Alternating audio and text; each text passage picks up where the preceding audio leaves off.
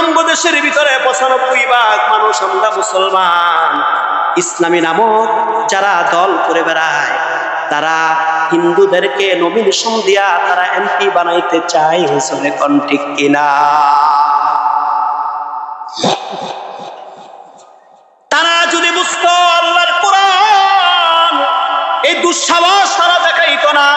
তার কারণ আমাদের লেভেলের ভিতরে ইসলাম থাকলে কি ভিতরে কি নাই ইসলাম। তার কারণ আল্লাহ সুবহানাহু ওয়া তাআলা ডাক দিয়ে বলেন, ইয়া আইয়ুহাল্লাযীনা আমানু লা তাত্তাখিযুল ইয়াহুদা ওয়ান নাসারা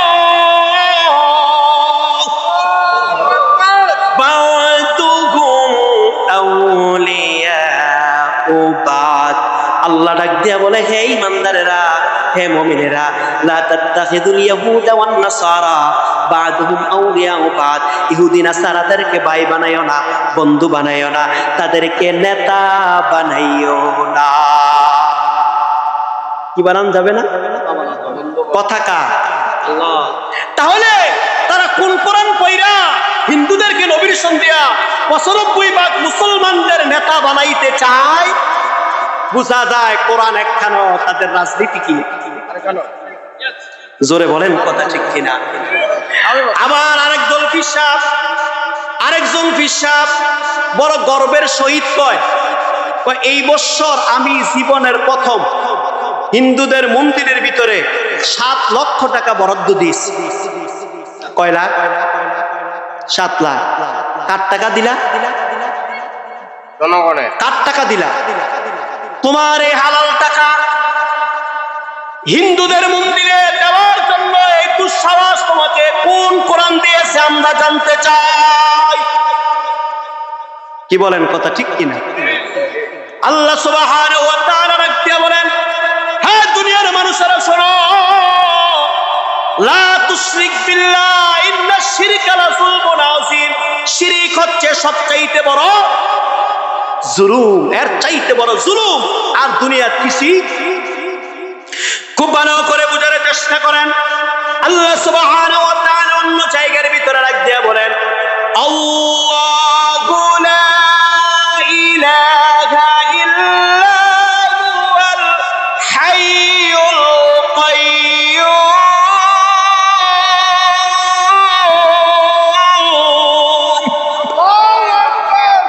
আল্লাহ সুবহানাহু ওয়া তাআলা রাখ দিয়া বলেন, আল্লাহ ছাড়া আর কোনো কি নাই, ইলাহ। তাহলে যে ইলাহরে সাহায্য করলা, মূর্তিখানারে সাহায্য করলা, মন্দির বানাইতে সাহায্য করলা, পূজা করতে সাহায্য করলা, তোমরা বুঝা দিতে চাও আল্লাহ ছাড়াও আরো পূজা দেওয়ার মতো আরো ইলাহ আছে। জোরে কোন ঠিক কিনা? হালাল টাকা হারাম কাছে যদি ব্যয় হয়, কিয়ামতের ময়দানে হিসাব আছে কি নাই? না, আল্লাহ এটা ছাড় দিয়ে দিচ্ছে। বিশ্বাস গুলোকে আলেম গুলোকে আল্লাহ সুবহানাহু ওয়া তাআলা ডাক দিয়া বলেন, ওয়া মান ইয়ামাল মিসকালা যাররাতিন শাররান ইয়ারা। আছে কি নাই? জাররা জাররা কি হবে? 7 লাখ টাকার হিসাব মৌলবী সাহেব দিয়া তারপরে জাহাজ লিয়া যাইও জান্নাতে। এত সহজ না জান্নাতে যাওয়া। মনে করো কি আমার নবী মইরা গেছে? মনে করো কি আল্লাহ দুনিয়াত নাই? তোমার এতই লাগবে তোমার ক্ষমতা যাওয়া, তোমার মন্দিরে যাইয়া তুমি মুসলমান হইয়া দাড়ি টুপি লাগাইয়া আমার কোরআনে বেয়াজ্জতি করো, আমার আল্লাহরে বেয়াজ্জতি করো, তুমি 5% ভোট যা তুমি ভিক্ষা চাও, তোমার মতো বড় ফকিন্নি এই পৃথিবী তার হইতে পারে না। তুমি কেন বলো? তুমি ভিক্ষা কার কাছে চাও? ভিক্ষা চাইবা কার কাছে? সাহায্য দেওয়ার মালিক কে? কোরআনে আছে না? না নারায়ণ গোস্তে বানায় আনছি? আল্লাহ সুবহানাহু ওয়া তাআলা ডাক দিয়া বলেন, ওয়ালা তাহিনু ওয়ালা তাহজানু ওয়া আনতুমুল আ'লাউনা ইন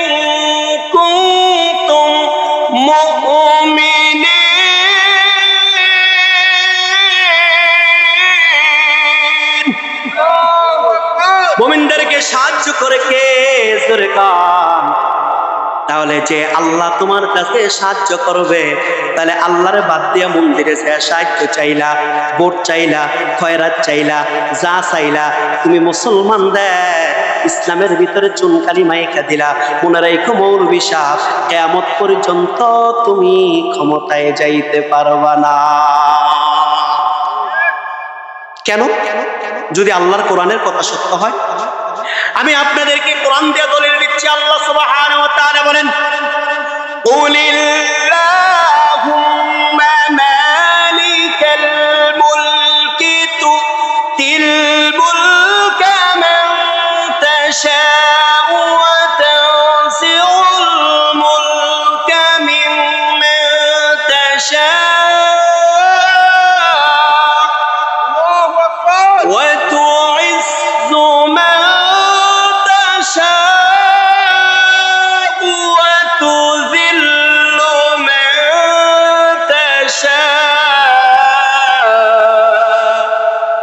এই মুলকের মালিক কে? আল্লাহ সুবহানাহু ওয়া তাআলা বলেন, আমার ইচ্ছা যাকে খুশি আমি ইজ্জত দেই, যাকে খুশি আমি তাকে বেয়াজ্জতি করে এই পৃথিবী থেকে বিতাড়িত করে দেই। জোরে বলেন ঠিক কিনা? তাহলে মুলকের মালিক যদি আল্লাহ হয়, ক্ষমতাটা কি আল্লাহর তরফ থেকে আসতে হইব না কেউ বানায় নিতে পারবে? আল্লাহর তরফ থেকে আসতে হবে না? তাহলে আল্লাহর কোরআনের বাদ দিয়া আল্লাহর কথাকে অমান্য করে এত সহজ নয়। কি করলা তুমি? ইসলামরে তুমি কত একটি তিরস্কার বানায় দিলা, যাকে নমিনেশন দিলা। সে বক্তৃতার ভিতরে বলতে চায়, আপনারা মনে করিয়েন না যে এইটা ইসলামী দল, এইটা মনে করিয়েন না, ওনারা হিন্দু খ্রিস্টান ও ইসলাম কন্যা নাউজুবিল্লাহ।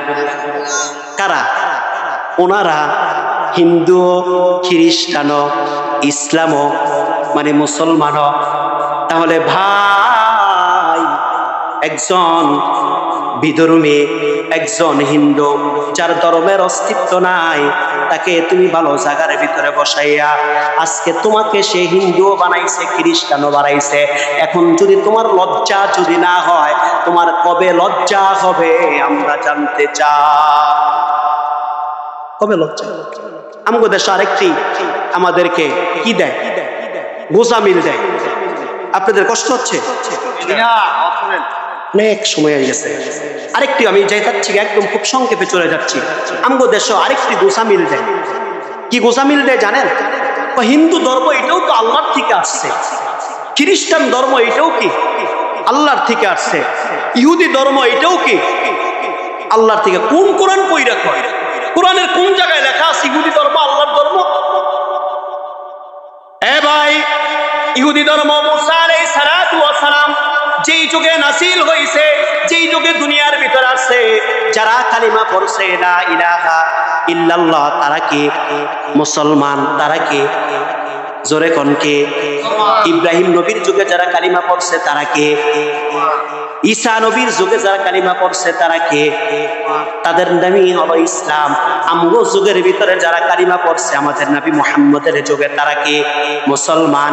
কিন্তু যারা কালিমা পড়ে নাই, কেউ হিন্দু হইছে, কেউ খ্রিস্টান হইছে, কেউ ইহুদি হইছে, কেউ বৌদ্ধ হইছে, কেউ আরো ধর্মের হইছে।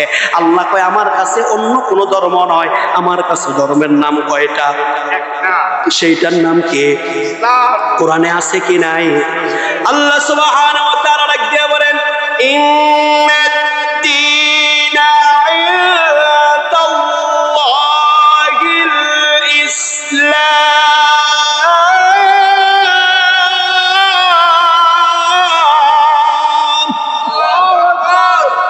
আল্লাহর কাছে মনোনীত ধর্ম কয়টা? এর নাম। তাহলে যারা গোসামিল দেয়, খোদার কসম, এরা দিন জিন্দিগি ভরে কিয়ামত পর্যন্ত তারা যদি কোরআনের তাফসীর করে, এই তাফসীর দ্বারা জাতি কোনোদিন হেদায়েত পাবে? আসেন ভাই, আমার কথা এইদিকে নয়। মনে আছে ডক্টর রবিন ম্যান্ডেলা, উনি দাঁড়াইয়া উনি বলে, আমি আপনাদের কাছে একটি কথা আমি আপনাদেরকে শোনায়া দেই। একজন কোরআনের ছাত্র, একজন কোরআনের ছাত্র, এ ভাই মাদ্রাসার ছোট ছাত্র, রাজপ্রাসাদের সামনে দিয়া প্রতিদিন মাদ্রাসায় যায়। তার মাথার ভিতরে সবুজ পাগড়ি, গলার ভিতরে খুব সুন্দর আল্লাহর কোরআনটা বুকের ভিতরে নিয়ে যায়। এ ভাই, কি সুন্দর তার জুব্বা, রাজপ্রাসাদের সামনে দিয়ে হেঁটে যায়। রাজপ্রাসাদের ভিতরে একজন মেয়ে ছিলেন, রাজার একটি মেয়ে। ওই মেয়ে প্রতিদিন জানালা দিয়ে এই ছোট্ট মাদ্রাসার কোরআনের হাফেজটাকে দেখে যায়। একদিন ডাক দিয়া কয়, দাসিরে, ওই দেখ ছেলেটার চেহারাটা কত সুন্দর দেখা যায়, কি সুন্দর চেহারা, আমার ভালোবাসতে মন চায়, আমি তার প্রেমে পড়ে গেছি, আমি তাকে ভালোবাসতে চাই। কই কি করা যায়, আমার মনের কথাটা তাকে কেমনে করে জানানো যায়? দাসী ডাক দিয়া কয়, ম্যাডাম আপনি যদি বলেন আমি তাকে জানাইতে চাই। এবার ডাক দিয়া বলেন, হুজুর, এই মাদ্রাসার ছোট্ট ছাত্র আপনাকে আমাদের ম্যাডাম খুব ভালোবাসে, খুব পছন্দ করে। কই ঠিক আছে, আলহামদুলিল্লাহ, তার কারণ মানুষ মানুষকে ভালোবাসতেই পারে, পছন্দ করতেই পারে। এই কথা বলে আর চলে যায়, এই কথা বলে আর চলে যায়। একদিন ডাক দিয়া কয়, আপনাকে আমাদের ম্যাডাম দাওয়াত করেছে, আপনাকে যেতে বলে। কয় না না না না, আমি কোনো মেয়ের দাওয়াতে আমি গ্রহণ করি না, যাই না। এবার রাজপ্রাসাদ থেকে সবাইকে খাটাইয়া ডাক দিয়া কয়, দাসিরে, এই হুজুরকে তো এমনি করে বাগানো যাবে না। রাজপ্রাসাদে আজকে সবাই কি বেড়াইতে চলে গেছে, যাও যা জয়া বল আমাদের ম্যাডাম আপনার কাছে একটি মাসালা জানতে চায়, উনি মাসালার জন্য অনেক বড় পাপ করতেছে, অনেক বড় পাপ। জয়া বলে, হুজুর, ম্যাডাম অনেক বড় একটি গুনার কাজ করতেছে, একটি মাসালা জানতে চায়, আপনাকে যেতে বলছে। কয় আপনার কাছে বলে নাই? কয় না না, আমার কাছে বলে নাই। এবার রাজপ্রাসাদের ভিতরে ঢুকাইয়া ডাক দিয়া কয়, হুজুর, আপনার কাছে আমি কোনো মাসালা জানতে চাই না, আমি সমস্ত গেটগুলো লাগাইয়া দিছি, দুইটা আপনার কাছে গেট খোলা আছে, মানে দুইটা প্রস্তাব দেব, যেইটা আপনি পছন্দ করে নেন। ওই কি দুইটা প্রস্তাব আপনি আমাকে বলেন। ডাক দিয়া হুজুর, আমার দিকে একটু তাকায় দেখেন, আমি কত সুন্দর সাজসজ্জা ভাবে সেজে গুজে বসে রয়েছি। আমি আপনার কাছে দুইটা রাস্তা দিতে চাই। এক নম্বর, আপনি আমাকে যদি ইচ্ছা করেন এই মুহূর্তে আপনি বিয়ে করতে পারেন, আর যদি মনে করেন যে আপনি বিবাহ করবেন না, তাহলে আমার বাসার ভিতরে কেউ নাই, আমার দাসীও কারো কাছে বলবে না, আপনি আমাকে এই মুহূর্তে দর্শন করতে পারেন, মানে জিনা করতে পারেন। হুজুর ডাক দিয়া কয়, আস্তাগফিরুল্লাহিল আলিয়্যিল আযীম, এইটা আমার দ্বারা সম্ভব না। ডাক দিয়া কয়, ম্যাডাম দুইটার একটাও আমার দ্বারা সম্ভব হবে না। ডাক দিয়া কয়, হুজুর কি বলেন আপনি, দুইটার একটাও সম্ভব হবে না? কয় হ্যাঁ। কয় তাহলে আপনি সেই কোনো একটা যদি বেছে না নেন, আমি এই রাজপ্রাসাদ থেকে আপনাকে যাইতে দেব না, সব গেট তালা মেরে ফেলছি। ওই হুজুর ডাক দিয়া কয়, তুমি আমাকে কোন পরীক্ষার ভিতরে ফেলাইলা? ডাক দিয়া কয়, ম্যাডাম আপনার বাসার ভিতরে টয়লেটটা কোথায়, আমি একটু টয়লেটের ভিতরে যেতে চাই। কয় এই তো ডান দিকে, আপনি যান। টয়লেটের ভিতরে যাইয়া ডাক দিয়া কয়, রব গো, আমাকে কোন পরীক্ষার ভিতরে ফালাইলা, কেমনে করে আমি বাঁচবো? তুমি এমন একটি পরীক্ষার ভিতরে ফলাইয়া দিছিলা, ওই যে ইউসুফ নবীকে, তুমি ইউসুফ নবীর একটা নয় দুইটা নয় বহু দরজাগুলো তুমি গায়েবীভাবে খুলে দিছিলা। ওগো রব, তুমি আমাকে ইউসুফ নবীর মতো একটু সাহায্য করো। কন্যা সুবহানাল্লাহ। মাদ্রাসার ছাত্রটা দরজাটা খুলিয়া একটি আল্লাহু আকবার বলে এমন দৌড় দিয়েছে, দৌড় দিয়া গেটের কাছে আইসা ডাক দিয়া কয়, সবগুলো পার হয়ে গেছে, এইটা মেন গেট, এইটা তুমি আমাকে পার করে দাও, তুমি ছাড়া আমার কেউ নাই। এইটা পার করে দিলেন, উনি বাহির হয়ে গেলেন। দাসী ডাক দিয়া কয়, ম্যাডাম কি হইল? কয়েকদিন জানতাম মানুষের কাছে কোনো ক্ষমতা নাই, আমার সব তালাকে ভেঙে দিল, আর তাকে কে যাওয়ার জন্য দিল? মাদ্রাসার ভিতরে যাইয়া 2 ঘন্টা লেট হয়ে গেছে। যাওয়ার পরে হুজুররা ডাক দিয়া কয়, এই মাদ্রাসার ছাত্র, তুমি আমাদের কাছে আসলা 2 ঘন্টা লেট, এখানে যদি তোমার পড়াতে ভালো না লাগে তুমি চলে যাও, প্রতিদিন লেট কইরা আসো, এইটা আমার মাদ্রাসার ভিতরে এমন চলে না। না, তোমার জন্য আরো ছাত্রদের ডিস্টার্ব হয়, তোমার জন্য মাদ্রাসার পরিবেশ নষ্ট হয়। এবার ছাত্রকে নামটা কেটে দেয়, ছাত্রর চোখ দিয়া ধর ধর ধর ধর করে পানি পড়ে। ডাক দিয়া কয়, হুজুর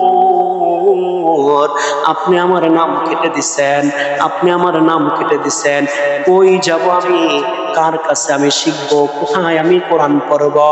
ডাক দিয়া কয়, হুজুর আমি চলে যাচ্ছি মাদ্রাসার সামনে এসে এমন এক সেজদা রবের পায়ের ভিতরে দিলেন। ডাক দিয়া কয়, আমার কেন দেরি হয় তুমি জানো, আর কেউই জানে না। আমার যতক্ষণ পর্যন্ত ফয়সালা না হবে এতক্ষণ পর্যন্ত আমি সেজদা তোমার পা থেকে মাথাটা তুলব না। এবার সেজদার ভিতরে কে যেন ডাক দিয়া কয়, তুই কার পায়ে সেজদা দিয়ে আমার নামে বিচার দাস? এই ছাত্র মাতা তোর কেন জানি মনে হয় আর সে আজিমে চলে গেছে। কেমন জানি আমার ভিতরটা থর থর করে কাঁপে, মাদ্রাসাটা কেন জানি থর থর করে কাঁপে। আয় রে আয় বাবা, তুই বল কেন তোর যেগুলার দেরি হয়ে যায়? ডাক দিয়া কয়, হুজুর আজকে 5 বছর পর্যন্ত আপনার এই মাদ্রাসায় পড়ি, 5 বছর প্রতিদিন আমার কিছু না কিছু সময় লেট হয়ে যায়। কয় হ্যাঁ লেট হয়ে যায় হুজুর। আমি যখন বাসা থেকে যখন বাইর হই দেখি কোথায় থেকে যেন সুন্দর ডানাওয়ালা, ওনাদের পাখাগুলো সবুজ আর শরীরটা হলো এমন ডানাওয়ালা। কেন জানি কিসের জন্য জানি পাখিগুলো আমার পায়ের কাছে এসে বসে পড়ে।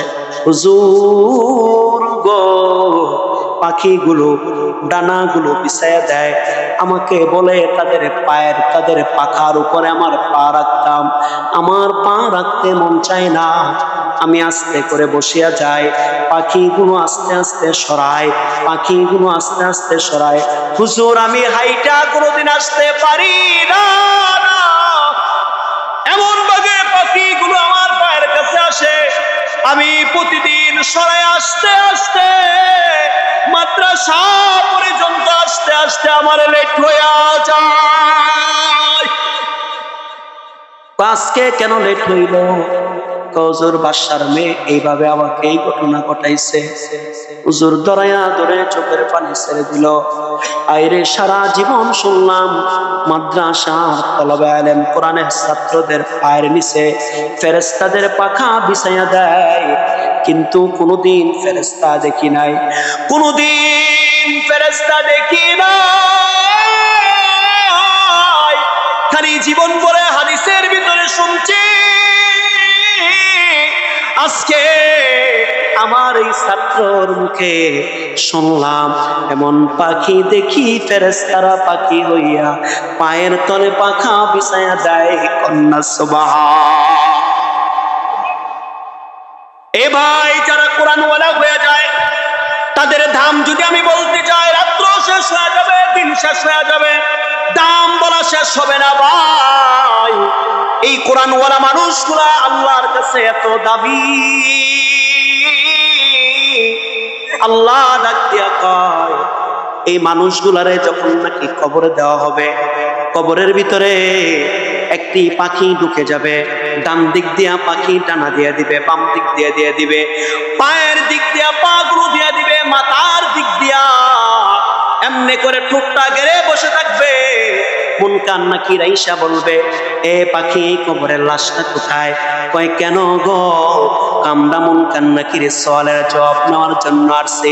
ডাক দিয়া কয়, এই যে লাশটা সারা জীবন কষ্ট করেছে, কষ্ট করে আজকে কবরের ভিতরে আসছে, সে আজকে ঘুমাইছে, তার কাছ থেকে কোনো জবাব নেওয়া চলবে না, না না, তার কাছে কোনো জবাব নেওয়া চলবে না। যত জবাব আছে আমার কাছ থেকে নিয়ে যাও। এবার মুনকার নাকির তাকে ধমক দেয়। মুনকার নাকির ধমক দিয়া ডাক দিয়া কয়, তুমি কে? ডাক দিয়া কয়, আমি সেই যে কোরআন দুনিয়ার ভিতরে আল্লাহ নাযিল করেছে, আমি পাখি হচ্ছে সেই কোরআন। এই লোকটা সারা জীবন দুনিয়ার ভিতরে কত বন্ধু বান্ধব ছিল, তার মাঝখানে আমাকে বুকে লইছে, চুমু খাইছে, আমার সঙ্গে বন্ধুত্ব ছিল। আমার বন্ধু আজকে একা হয়েছে, তাকে একা থাকতে আমি দেব না। আমি কোরআনও তার সঙ্গে হয়ে গেলাম। এই কোরআনওয়ালা মানুষটারে মন নাকি পুলসিরাতের পুলের কাছে যে কানবে, ও আল্লাহ আমি পুলসিরাত কেমনে করে পার হব? কোরআন ডাক দিয়া বলবে, বন্ধু তুমি কেন ভয় করো গো? তুমি কেন ভয় করো? এই যে কোরআনটা নিয়ে মাদ্রাসায় পড়তে যাইতা বুকে লইয়া আমাকে চাপ দিয়া ধরো, আমি ফুলসিরাতের পোলের উপর দিয়া এক উড়াল দেব, ওই পার তোমাকে জান্নাতের ভিতরে পৌঁছায়া দেব। এবার সবাই জান্নাত পাবে, তবে সর্বোত্তম জান্নাত পাবে না। জান্নাতে ঢুকানোর পরে ডাক দিয়া বলবে, এ বন্ধু, এ হাফেজে কোরআন, তুমি জান্নাতের ভিতরে তুমি উঠতে থাকো। কয় সিঁড়ি নাই, লিফট নাই, কোনো কিছু নাই, কেমনে করে গো আমি জান্নাতে উঠবো? ডাক দিয়া কয়, তোমার এই জান্নাতের কোনো সিঁড়ি আর লিফট নাই, তুমি দুনিয়ার ভিতরে সামনে করে পড়ছো আলহামদুলিল্লাহি রাব্বিল আলামিন এমনে করে তেলাওয়াত করো, আর 6666 খানা তেলাওয়াত করো, 66 তালা জান্নাতের ভিতরে আমি কোরআন তোমাকে পৌঁছায়া দেব। এই লোকটা যখন নাকি জান্নাতে যাওয়ার জন্য প্রস্তুত নিবে, সঙ্গে সঙ্গে তাকে দুইজন ফেরেশতা টাকায় দিবে। ডাক দিয়া বলবে, কোরআন দে, হ্যাঁ হাফেজ কোরআন, তুই জান্নাতে যা, তুই বরনি মুখ খারাপ। ডাক দিয়া কয়, কেন গো?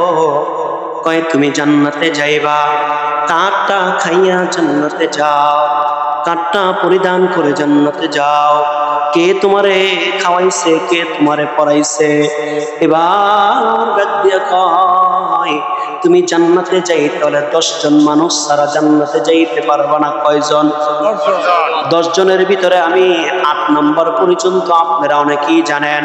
8 পর্যন্ত বলি না, 9 আর 10 2 জনের কথা বলে দিয়া আমি আলোচনাটা আপনাদের দিকে সমাপ্তির দিকে নিয়ে যাই। 9 নম্বরে কে জান্নাতে যাবে? 9 নম্বর যেই মহিলা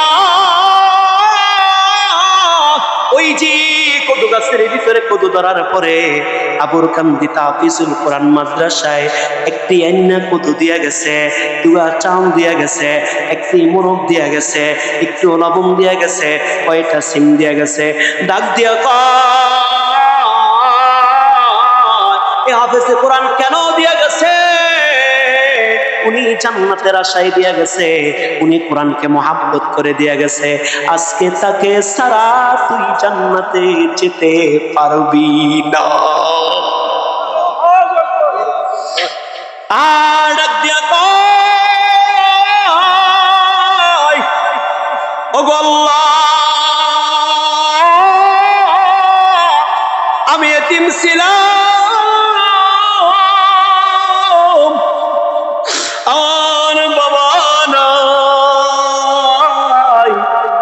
আমার মা ছিল না, 2 টাকা দেওয়ার মতো খরচ ছিল না। এ আবুর কান্দি তাফিজুল কোরআন মাদ্রাসার ভিতরে যাইয়া সেক্রেটারি সাহেবকে বলছি, আমার মা নাই, আমার আব্বা নাই। আমার খালাই যে কইছে, সভাপতি রে, এই ছেলের আব্বাই থুইয়া গেছে না, মা নাই, আব্বা নাই। এই ছেলেটারে আপনাকে মাদ্রাসায় ভর্তি করবেননি। ভর্তি করছে, টাকা চাই নাই, বেতন চাই নাই, কিছু না। সভাপতি মাস শেষে 50,000 দিছে, সেক্রেটারি 20,000 দিছে, এলাকার মানুষগুলো দিছে 2,000 1,000 করে দিছে। ডাক দিয়া কয়, আল্লাহ, আমি ওই মানুষটি ছাড়া আজকে কেমনে করে জান্নাতে যাব?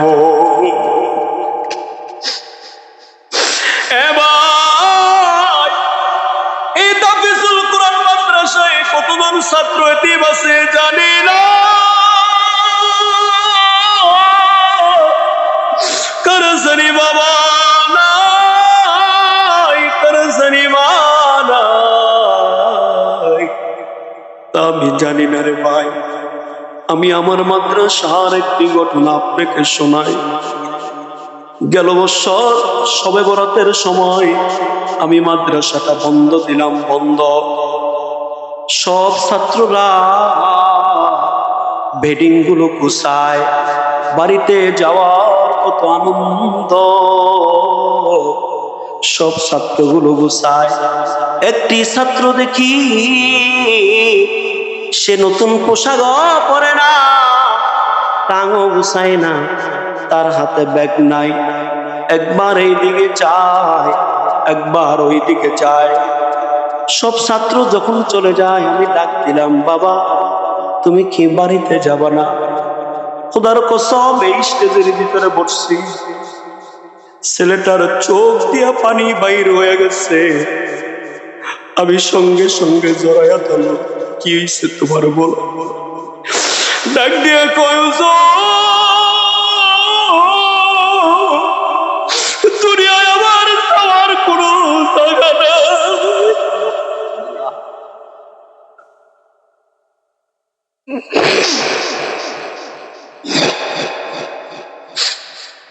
সব ছাত্ররা বাড়িতে যা,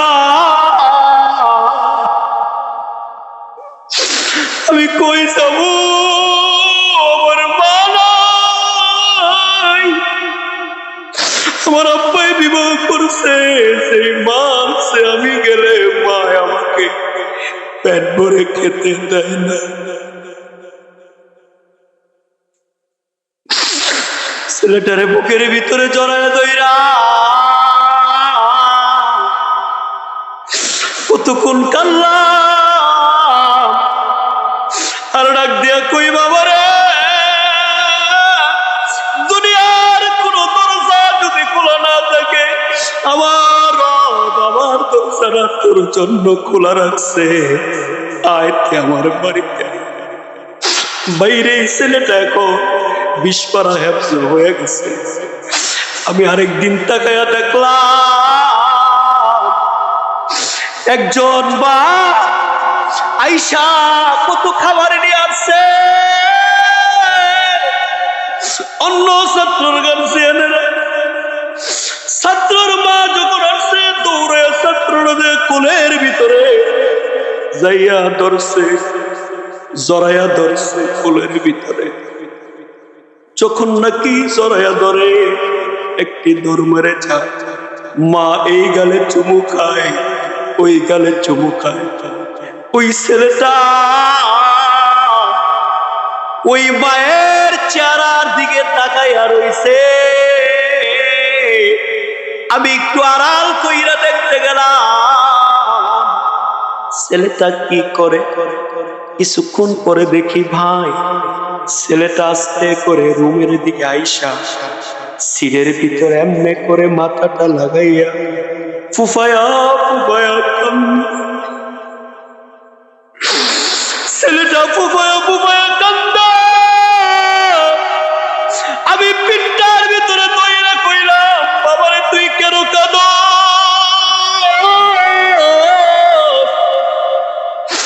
মনে হয় ছেলেটা আমাকে বলতে চায়, হুজুর আমার মা যদি থাকতো আজকে,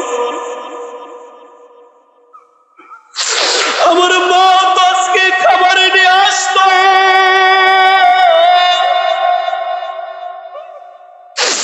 আমার মা তো আপনি করে আমাকে বুকে জড়াইয়া ধরতো,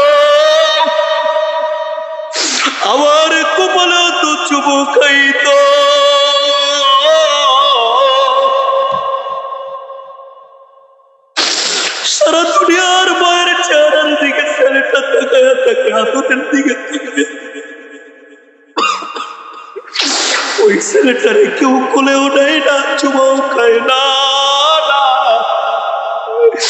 এই জীবন আমার কান্দির গ্রামের পায়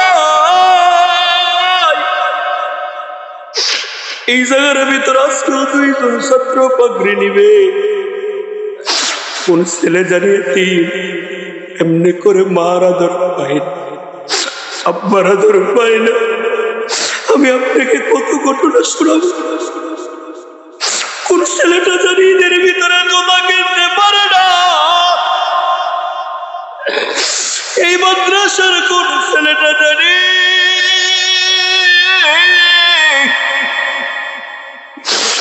এদের ভিতরে নতুন জামা পরতে পারে না। এখানে যারা আছেন রে ভাই, আমার কলিজারা পাই, এই এতিমদের মাথায় হাত রাখলে আমার নবীর মাথায় হাত রাখা হয়। এমন কি আছে আমার মা নাই আব্বা নাই এই এতিমখানা মাদ্রাসার ভিতরে? একটা লোক আমার মতো এতিমের পাশে দাঁড়াইবা, সেহেতু আমি 1 লক্ষ টাকা এই মাদ্রাসার ভিতরে দিয়া আমি এতিমের কাছে রইতে চাই, আব্বা হতে চাই।